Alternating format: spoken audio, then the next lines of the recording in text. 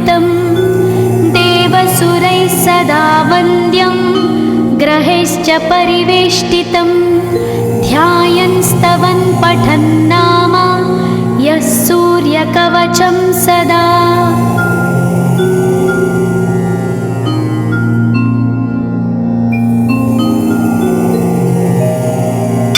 कवचं गृणिः पातु शिरोदेशं सूर्यः पालं च पातु मे आदित्यो लोचने पातु श्रुतिपातः प्रभाकरः घ्राणं पातु सदा भानु अर्क पातु तथा।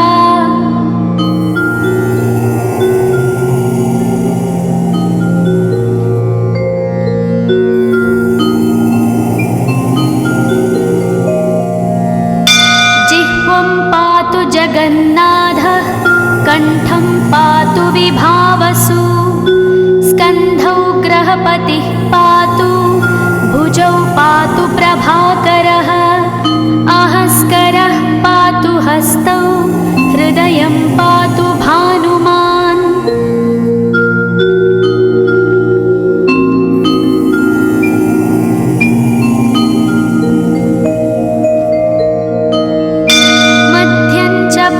सप्ताश्वो नाभिं पातु नभोमणिः द्वादशात्मा कटिं पातु सविता पातु सक्तिनी ऊरू पातु सुरश्रेष्ठो जानुनी पातु भास्करः जङ्घे पातु च मार्ताण्डो गुल्फौ पातु त्विषाम्पतिः।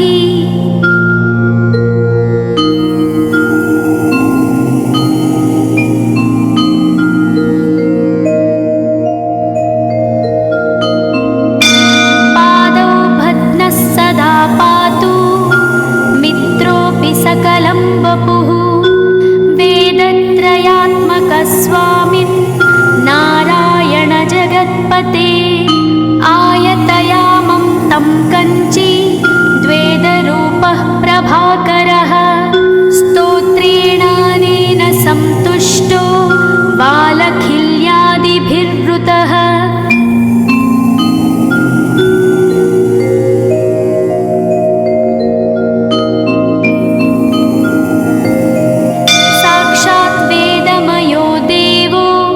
रथारूढः समागतः तं दृष्ट्या सहस्तोत्थाय दण्डवत् प्रणमन् भुवि कृताञ्जलिपुटो भूत्वा सूर्यस्याग्रे स्तुवत्तदा वेदमूर्तिः महाभागो ज्ञानदृष्टिर्विचार्य च ब्रह्मणा स्थापितं पूर्वं यथा यमाविवर्जितम्।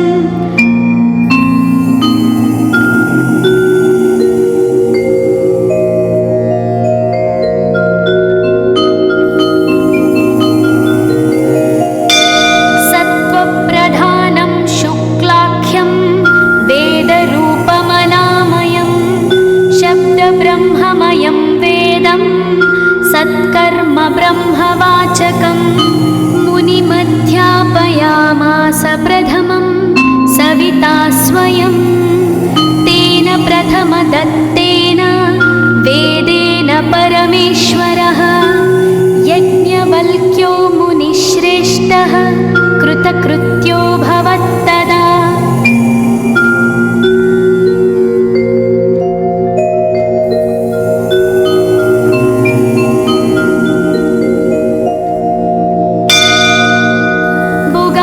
सकलान् वेदान् ज्ञातवान् सूर्यसन्निधौ इदं स्तोत्रं महापुण्यं पवित्रं पापनाशनं यः पठेच्छृणुयाद्वापि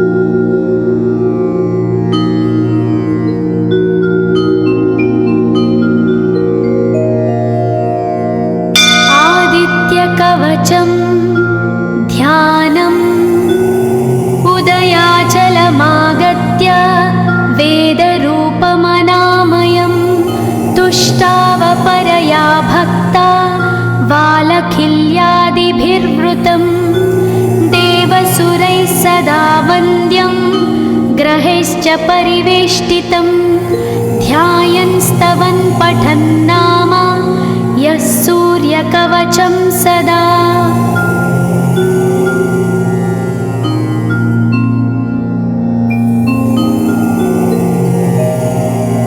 कवचं गृणिः पातु शिरोदेशं सूर्यः पालं च पातु मे आदित्यो लोचने पातु श्रुतिपातः प्रभाकरः घ्राणं पातु सदा भानो अर्क पातु तथा।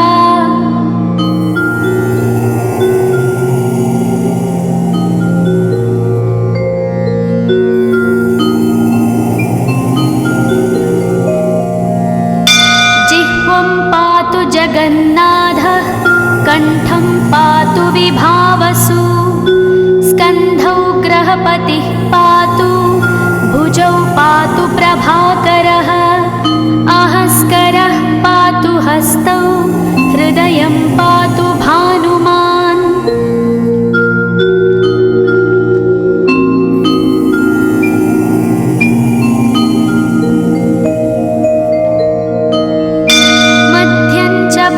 सप्ताश्वो नाभिं पातु नभोमणिः द्वादशात्मा कटिं पातु सविता पातु सक्तिनी ऊरू पातु सुरश्रेष्ठो जानुनी पातु भास्करः जङ्घे पातु च मार्ताण्डो गुल्फौ पातु त्विषाम्पतिः।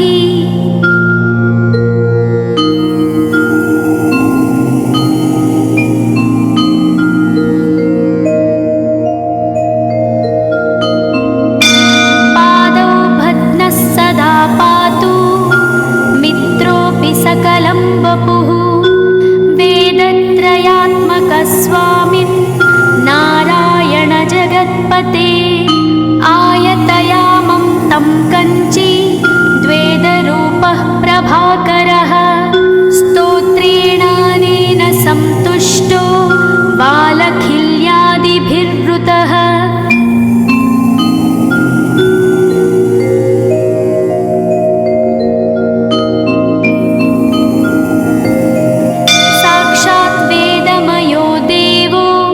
रथारूढः समागतः तं दृष्ट्या सहस्तोत्थाय दण्डवत् प्रणमन् भुवि कृताञ्जलिपुटो भूत्वा सूर्यस्याग्रे स्तुवत्तदा वेदमूर्तिः महाभागो ज्ञानदृष्टिर्विचार्य च ब्रह्मणा स्थापितं पूर्वं यथा यमाविवर्जितम्।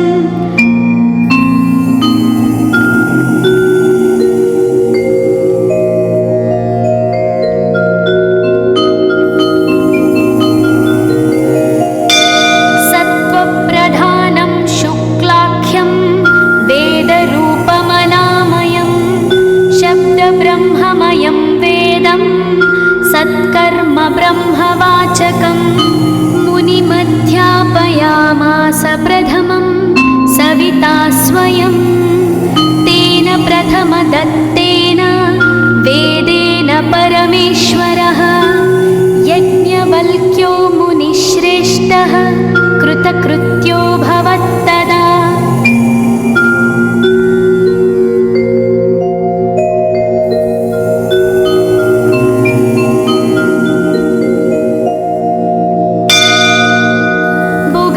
सकलान् वेदान् ज्ञातवान् सूर्यसन्निधौ इदं स्तोत्रं महापुण्यं पवित्रं पापनाशनं यः पठेच्छृणुयाद्वापि सर्वपापैः प्रमुच्यते वेदार्थज्ञानसम्पन्नः सूर्यलोकमवाप्नुयात्।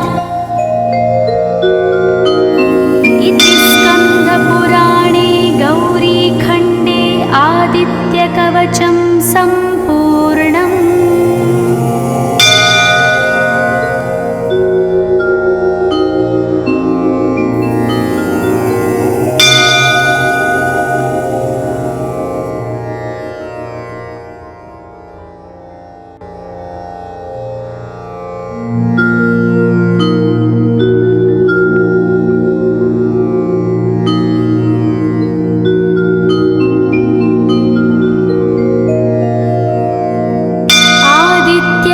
कवचं ध्यानम् उदयाचलमागत्य वेदरूपमनामयं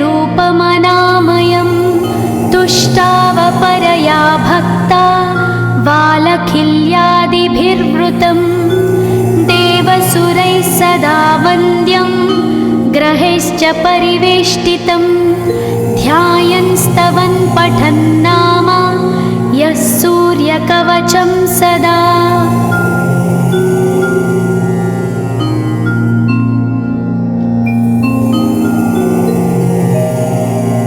कवचं गृणिः पातु शिरोदेशं सूर्यः पालं च पातु मे आदित्यो लोचने पातु श्रुतिपातः प्रभाकरः घ्राणं पातु सदा भानो अर्क पातु तथा।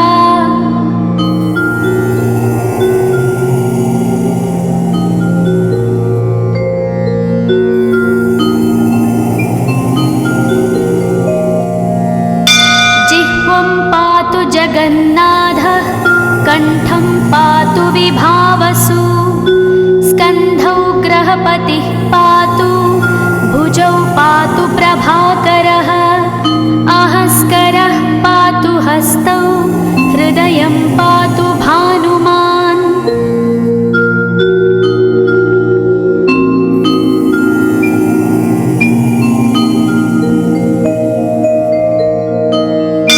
मध्यं च पातु सप्ताश्वो नाभिं पातु नभोमणिः द्वादशात्मा कटिं पातु सविता पातु सक्तिनी ऊरू पातु सुरश्रेष्ठो जानुनी पातु भास्करः जङ्घे पातु च मार्ताण्डो गुल्फौ पातु त्विषाम्पतिः।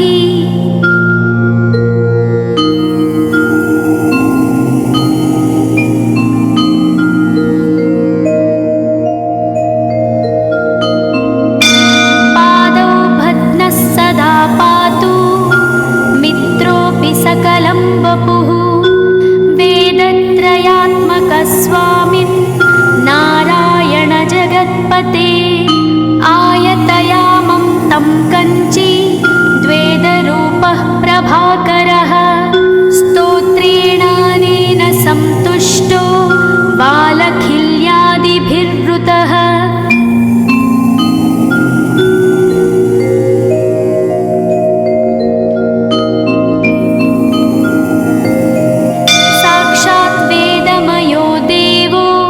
रथारूढः समागतः तं दृष्ट्या सहस्तोत्थाय दण्डवत् प्रणमन् भुवि कृताञ्जलिपुटो भूत्वा सूर्यस्याग्रे स्तुवत्तदा वेदमूर्तिः महाभागो ज्ञानदृष्टिर्विचार्य च ब्रह्मणा स्थापितं पूर्वं यथा यमाविवर्जितम्।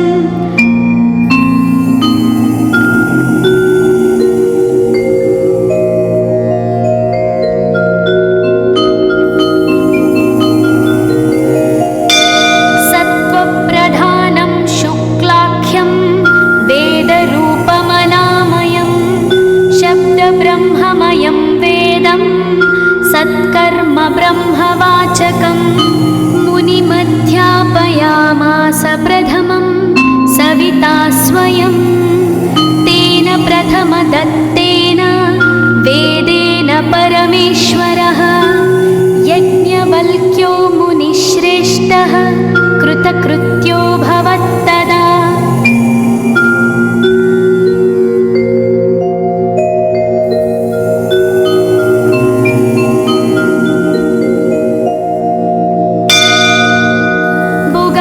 सकलान् वेदान् ज्ञातवान् सूर्यसन्निधौ इदं स्तोत्रं महापुण्यं पवित्रं पापनाशनं यः पठेच्छृणुयात्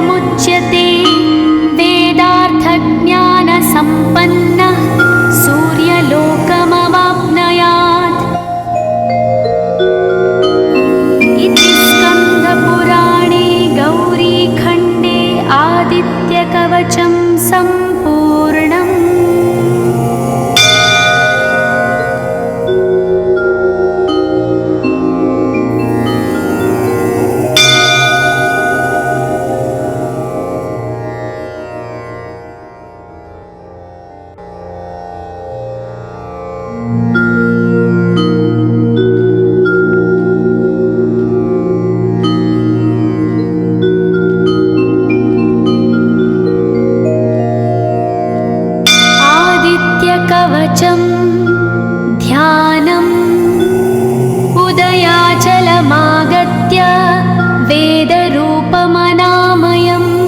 तुष्टावपरया भक्ता वालखिल्यादिभिर्वृतं देवसुरैः सदा वन्द्यं ग्रहैश्च परिवेष्टितं ध्यायन् स्तवन् पठन् नाम यः सूर्यकवचं सदा।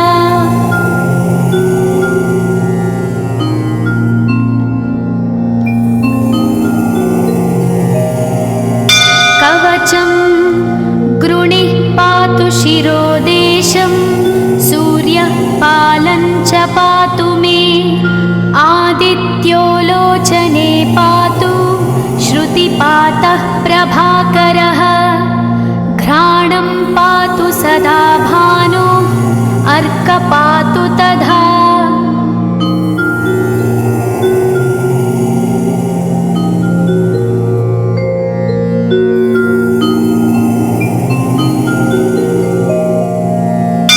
जिह्वं पातु जगन्नाथः कण्ठं पातु विभावसु स्कन्धौ ग्रहपतिः पातु भुजौ पातु प्रभाकरः अहस्करः पातु हस्तौ हृदयं पातु भानुमान्।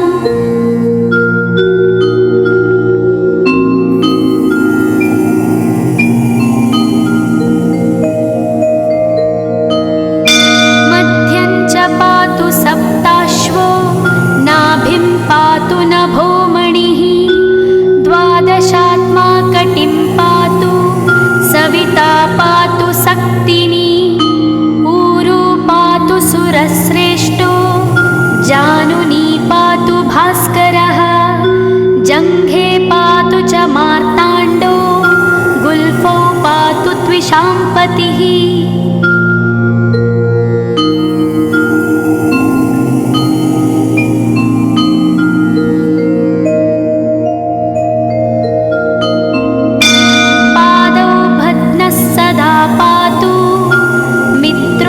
सकलं वपुः वेदत्रयात्मकस्वामिन् नारायण जगत्पते आयतयामं तं कञ्ची द्वेदरूपः प्रभाकरः स्तोत्रेणानेन सन्तुष्टो वालखिल्यादिभिर्वृतः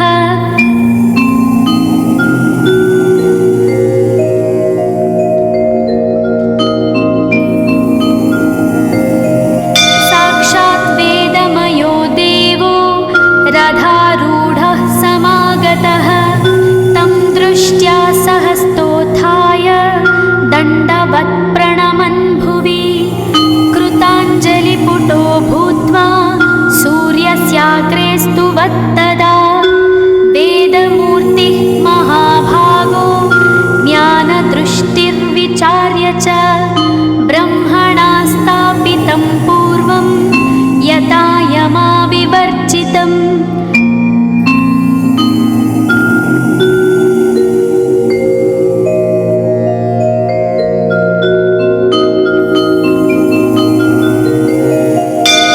सत्त्वप्रधानं शुक्लाख्यं वेदरूपमनामयं शब्दब्रह्ममयं वेदं सत्कर्म ब्रह्मवाचकं मुनिमध्यापयामास प्रथमं सविता स्वयं तेन प्रथमदत्तेन वेदेन परमेश्वरः यज्ञवल्क्यो मुनिश्रेष्ठः कृतकृत्यो भवत्तदा।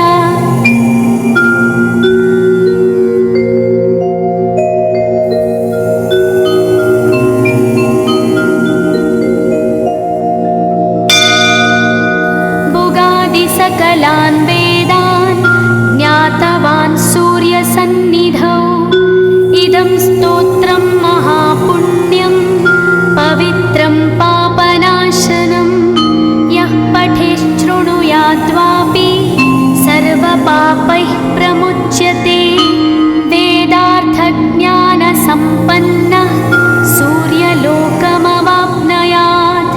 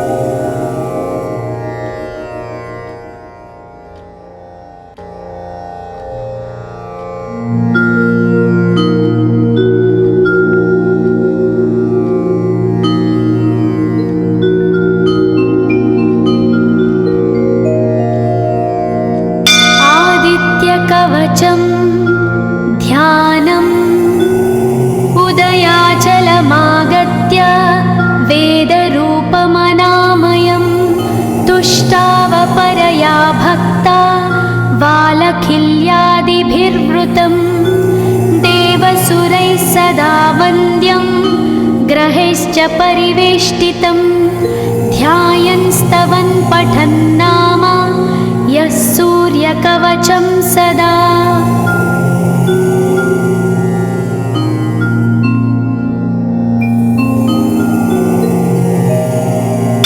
कवचं गृणिः पातु शिरोदेशं सूर्यः पालं च पातु मे आदित्यो लोचने पातु श्रुतिपातः प्रभाकरः घ्राणं पातु सदा भानो अर्क पातु तथा।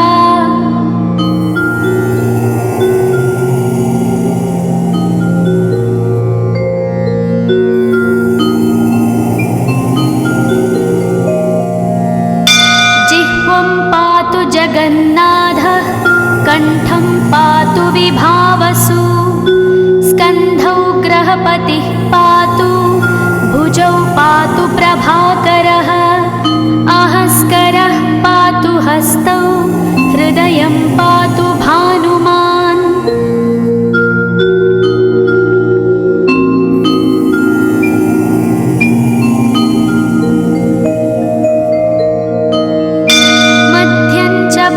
सप्ताश्वो नाभिं पातु नभोमणिः द्वादशात्मा कटिं पातु सविता पातु सक्तिनी ऊरू पातु सुरश्रेष्ठो जानुनी पातु भास्करः जङ्घे पातु च मार्ताण्डो गुल्फौ पातु त्विषाम्पतिः।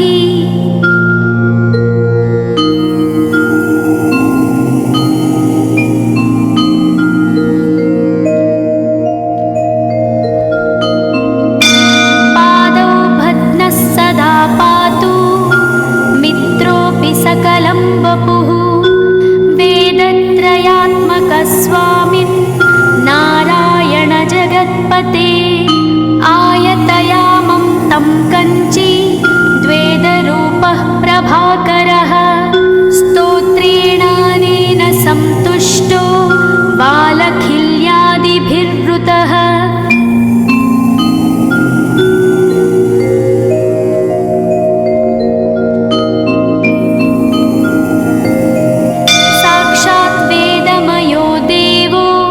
रथारूढः समागतः तं दृष्ट्या सहस्तोत्थाय दण्डवत् प्रणमन् भुवि कृताञ्जलिपुटो भूत्वा सूर्यस्याग्रे स्तुवत्तदा वेदमूर्तिः महाभागो ज्ञानदृष्टिर्विचार्य च ब्रह्मणा स्थापितं पूर्वं यथा यमाविवर्जितम्।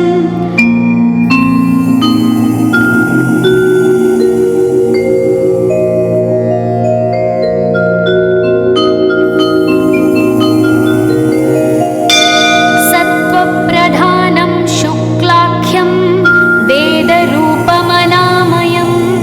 शब्दब्रह्ममयं वेदं सत्कर्म ब्रह्मवाचकं मुनिमध्यापयामास प्रथमं सविता स्वयं तेन प्रथमदत्तेन वेदेन परमेश्वरः यज्ञवल्क्यो मुनिश्रेष्ठः कृतकृत्यो भवत्तदा।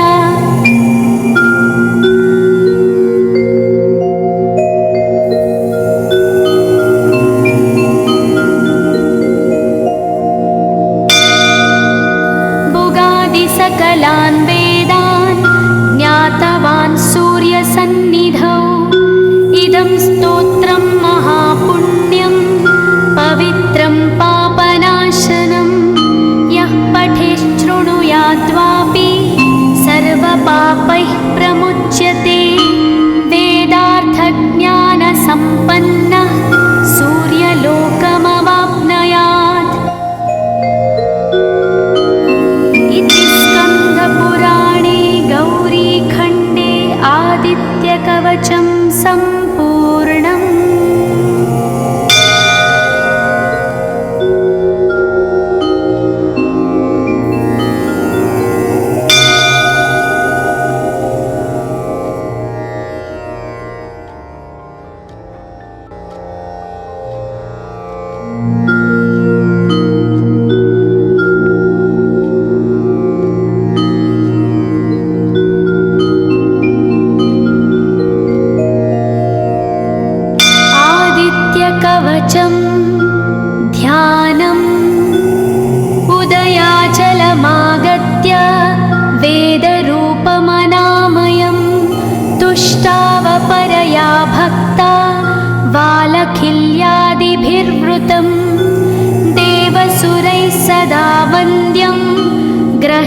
परिवेष्टितं ध्यायन् स्तवन् पठन् नाम यः सूर्यकवचं सदा।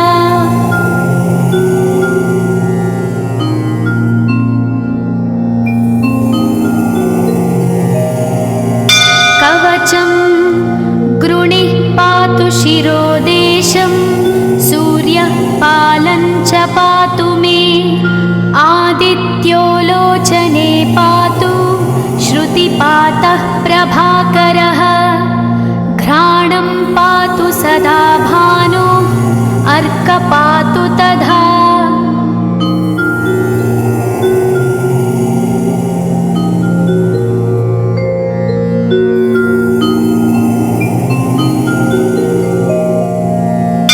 जिह्वं पातु जगन्नाथः कण्ठं पातु विभावसु स्कन्धौ ग्रहपतिः पातु भुजौ पातु प्रभाकरः अहस्करः पातु हस्तौ हृदयं पातु भानुमान्।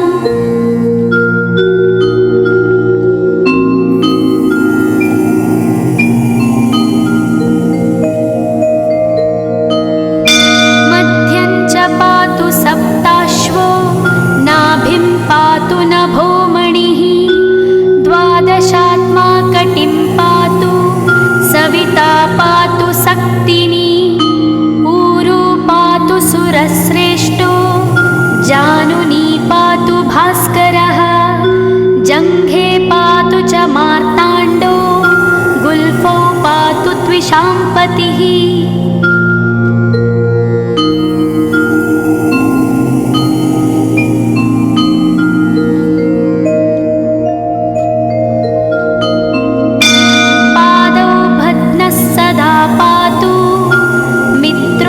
सकलं वपुः वेदत्रयात्मकस्वामिन् नारायण जगत्पते आयतयामं तं कञ्ची द्वेदरूपः प्रभाकरः स्तोत्रेणानेन सन्तुष्टो बालखिल्यादिभिर्वृतः।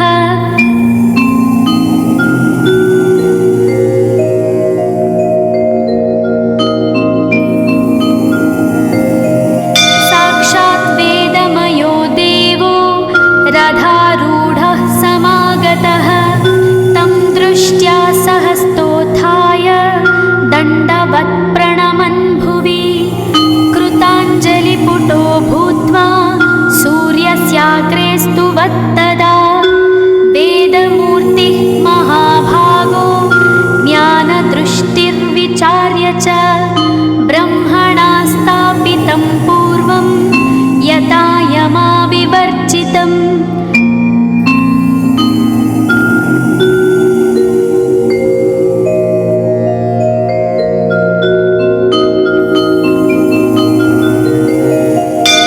सत्त्वप्रधानं शुक्लाख्यं वेदरूपमनामयं शब्दब्रह्ममयं वेदं सत्कर्म ब्रह्मवाचकम् मुनिमध्यापयामास प्रथमं सविता स्वयं तेन प्रथमदत्तेन वेदेन परमेश्वरः यज्ञवल्क्यो मुनिश्रेष्ठः कृतकृत्यो भवत्तदा।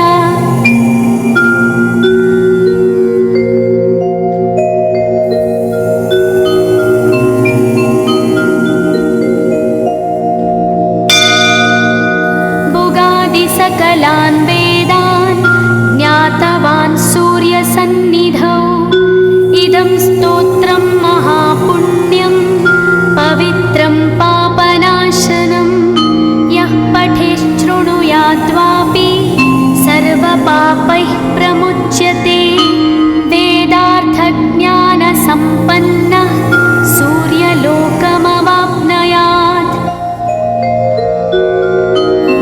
इति स्कन्दपुराणे गौरीखण्डे आदित्यकवचं सम्पूर्णम्।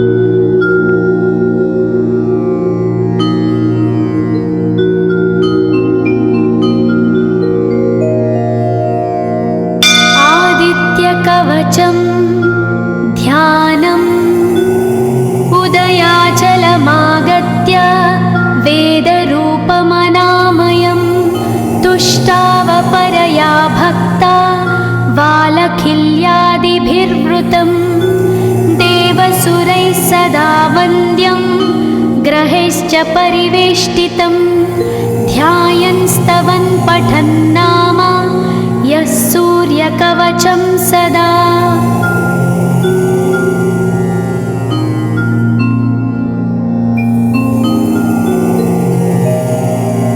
कवचं गृणिः पातु शिरोदेशं सूर्यः पालं च पातु मे आदित्यो लोचने पातु श्रुतिपातः प्रभाकरः घ्राणं पातु सदा भानो अर्कपातु तथा।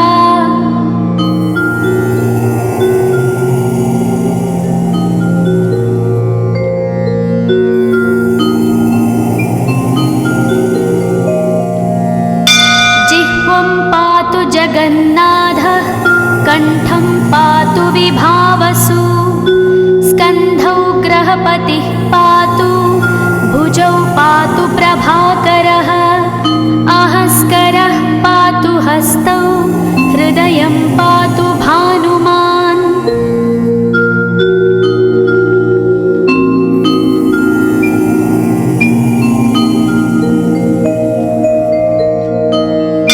मध्यं च पातु सप्ताश्वो नाभिं पातु नभोमणिः द्वादशात्मा कटिं पातु सविता पातु सक्तिनी ऊरू पातु सुरश्रेष्ठो जानुनी पातु भास्करः जङ्घे पातु च मार्ताण्डो गुल्फौ पातु त्विषाम्पतिः।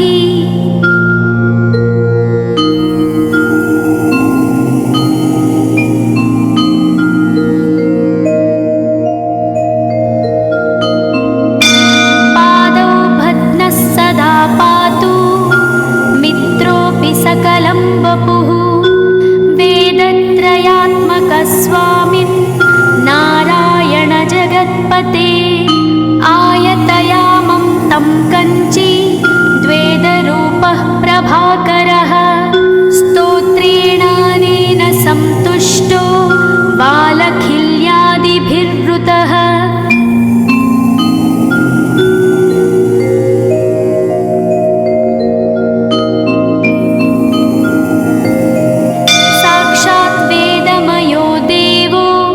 रथारूढः समागतः तं दृष्ट्या सहस्तोत्थाय दण्डवत् प्रणमन् भुवि कृताञ्जलिपुटो भूत्वा सूर्यस्याग्रे स्तुवत्तदा वेदमूर्तिः महाभागो ज्ञानदृष्टिर्विचार्य च ब्रह्मणा स्थापितं पूर्वं यथा यमाविवर्जितम्।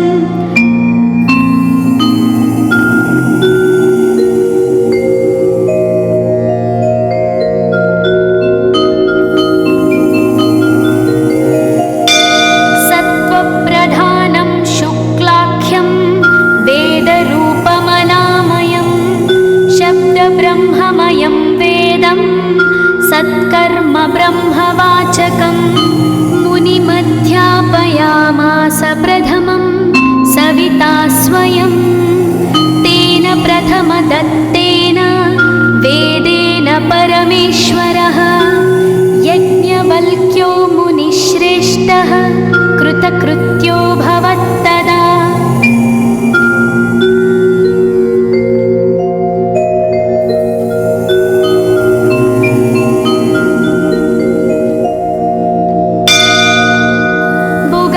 सकलान् वेदान् ज्ञातवान् सूर्यसन्निधौ इदं स्तोत्रं महापुण्यं पवित्रं पापनाशनं यः पठेच्छृणुयाद्वापि सर्वपापैः प्रमुच्यते वेदार्थज्ञानसम्पन्नः सूर्यलोकमवाप्नुयात्।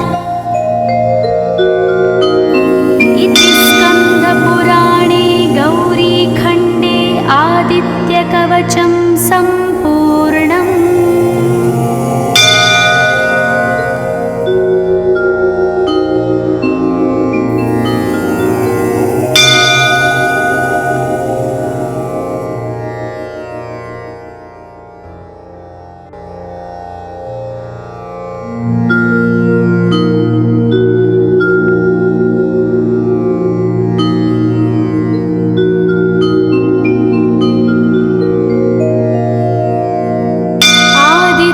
कवचं ध्यानम् उदयाचलमागत्य वेदरूपमनामयं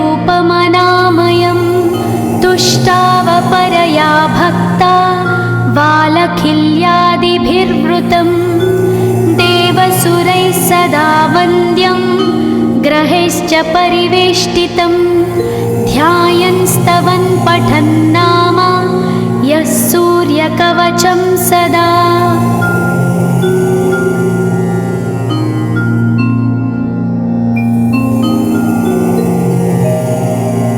कवचं गृणिः पातु शिरोदेशं सूर्यः पालं च पातु मे आदित्यो लोचने पातु श्रुतिपातः प्रभाकरः घ्राणं पातु सदा भानो अर्कपातु तथा।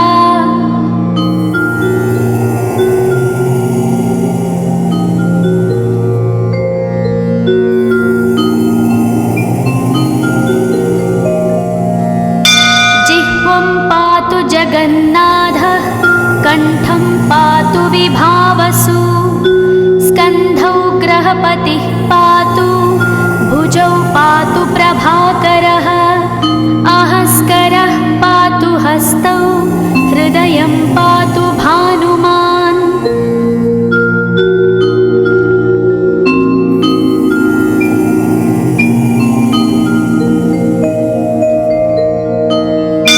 मध्यं च पातु सप्ताश्वो नाभिं पातु नभोमणिः द्वादशात्मा कटिं पातु सविता पातु सक्तिनी ऊरू पातु सुरश्रेष्ठो जानुनी पातु भास्करः जङ्घे पातु च मार्ताण्डो गुल्फौ पातु त्विषाम्पतिः।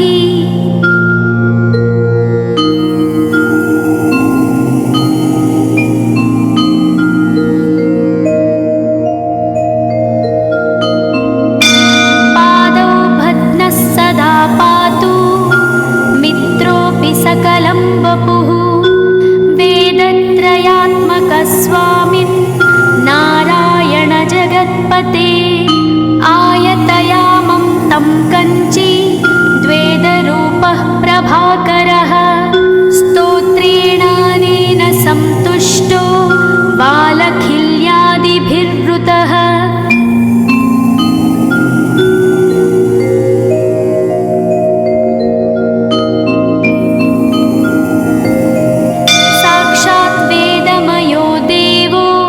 रथारूढः समागतः तं दृष्ट्या सहस्तोत्थाय दण्डवत् प्रणमन् भुवि कृताञ्जलिपुटो भूत्वा सूर्यस्याग्रे स्तुवत्तदा वेदमूर्तिः महाभागो ज्ञानदृष्टिर्विचार्य च ब्रह्मणा स्थापितं पूर्वं यथा यमाविवर्जितम्।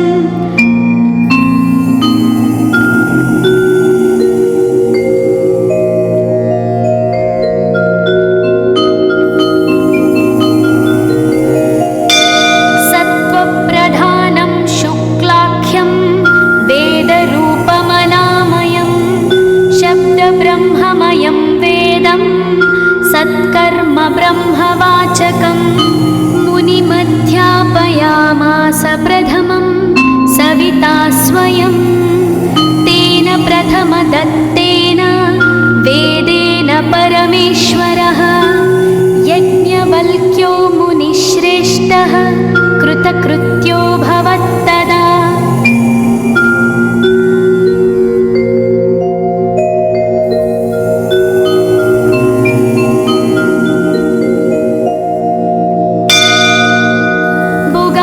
सकलान् वेदान् ज्ञातवान् सूर्यसन्निधौ इदं स्तोत्रं महापुण्यं पवित्रं पापनाशनं यः पठेच्छृणुयात्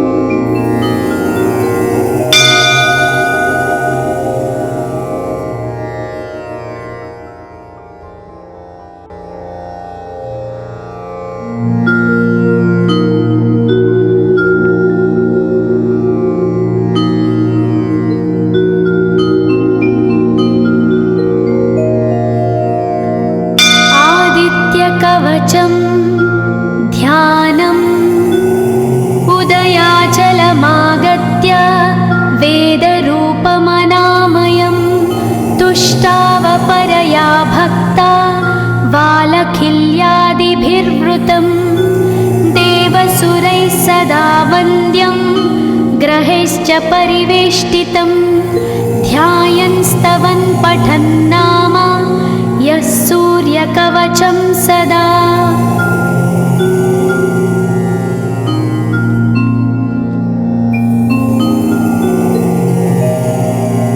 कवचं गृणिः पातु शिरोदेशं सूर्यः पालं च पातु मे आदित्यो लोचने पातु श्रुतिपातः प्रभाकरः घ्राणं पातु सदा भानो अर्क पातु तथा।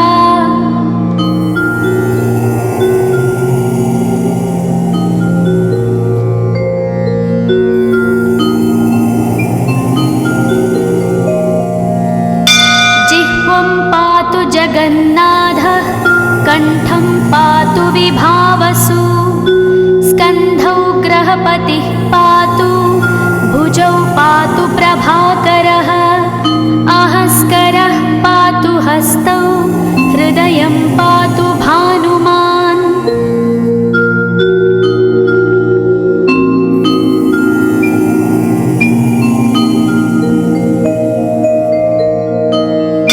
मध्यं च पातु सप्ताश्वो नाभिं पातु नभोमणिः द्वादशात्मा कटिं पातु सविता पातु सक्तिनी ऊरू पातु सुरश्रेष्ठो जानुनी पातु भास्करः जङ्घे पातु च मार्ताण्डो गुल्फौ पातु त्विषाम्पतिः।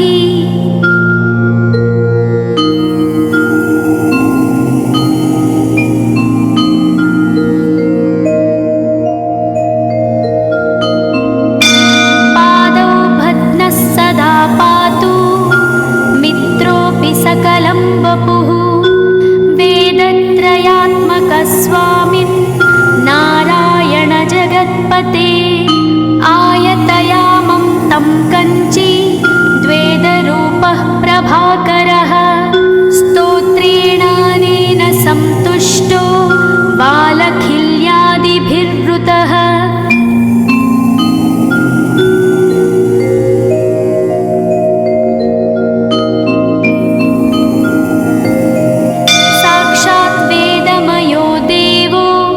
रथारूढः समागतः तं दृष्ट्या सहस्तोत्थाय दण्डवत् प्रणमन् भुवि कृताञ्जलिपुटो भूत्वा सूर्यस्याग्रे स्तुवत्तदा वेदमूर्तिः महाभागो ज्ञानदृष्टिर्विचार्य च ब्रह्मणा स्थापितं पूर्वं यथा यमाविवर्जितम्।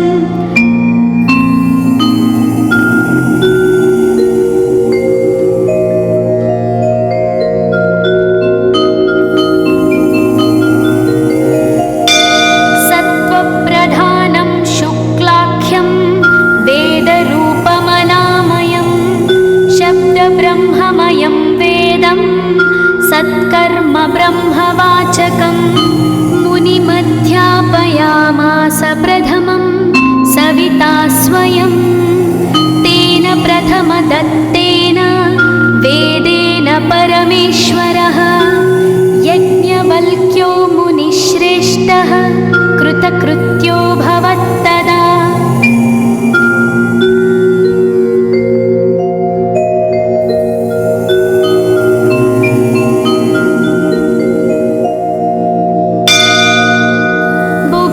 सकलान् वेदान् ज्ञातवान् सूर्यसन्निधौ इदं स्तोत्रं महापुण्यं पवित्रं पापनाशनं यः पठेच्छृणुयाद्वापि सर्वपापैः प्रमुच्यते वेदार्थज्ञानसम्पन्नः सूर्यलोकमवाप्नुयात्।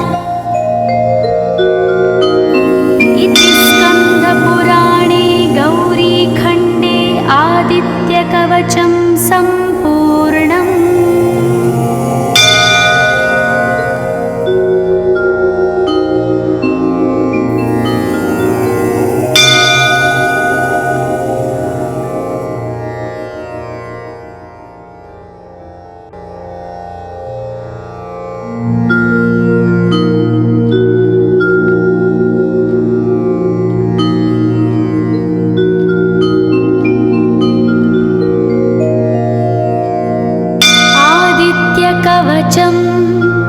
ध्यानम् उदयाचलमागत्य वेदरूपमनामयं तुष्टावपरया भक्ता वालखिल्यादिभिर्वृतं देवसुरैः सदा वन्द्यं ग्रहैश्च परिवेष्टितं ध्यायन् स्तवन् पठन् नाम यः सूर्यकवचं सदा।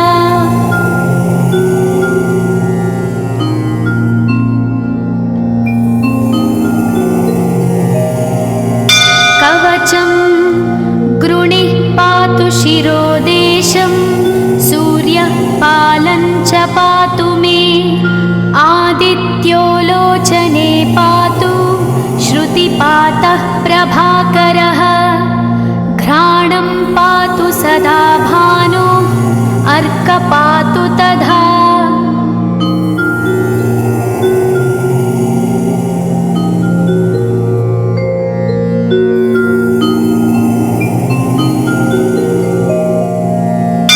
जिह्वं पातु जगन्नाथः कण्ठं पातु विभावसु स्कन्धौ ग्रहपतिः पातु भुजौ पातु प्रभाकरः अहस्करः पातु हस्तौ हृदयं पातु भानुमान्।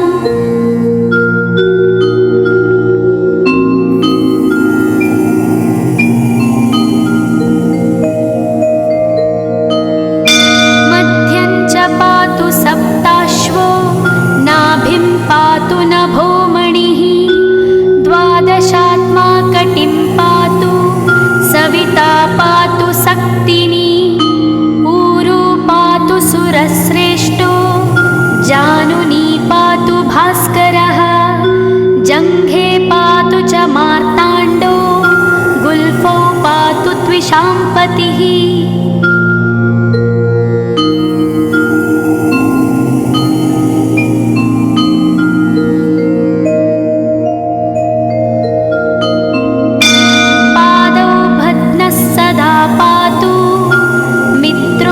सकलं वपुः वेदत्रयात्मकस्वामिन् नारायण जगत्पते आयतयामं तं कञ्ची द्वेदरूपः प्रभाकरः स्तोत्रेणानेन सन्तुष्टो वालखिल्यादिभिर्वृतः।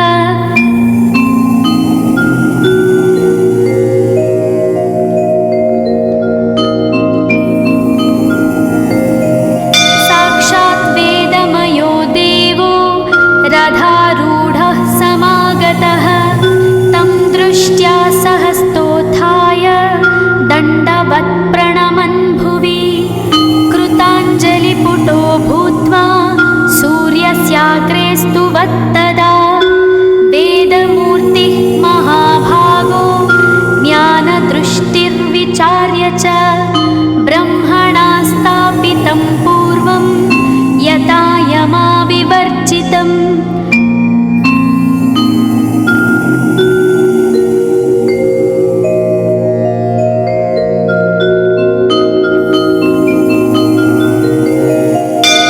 सत्त्वप्रधानं शुक्लाख्यं वेदरूपमनामयं शब्दब्रह्ममयं वेदं सत्कर्म ब्रह्मवाचकम् मुनिमध्यापयामास प्रथमं सविता स्वयं तेन प्रथमदत्तेन वेदेन परमेश्वरः यज्ञवल्क्यो मुनिश्रेष्ठः कृतकृत्यो भवत्तदा।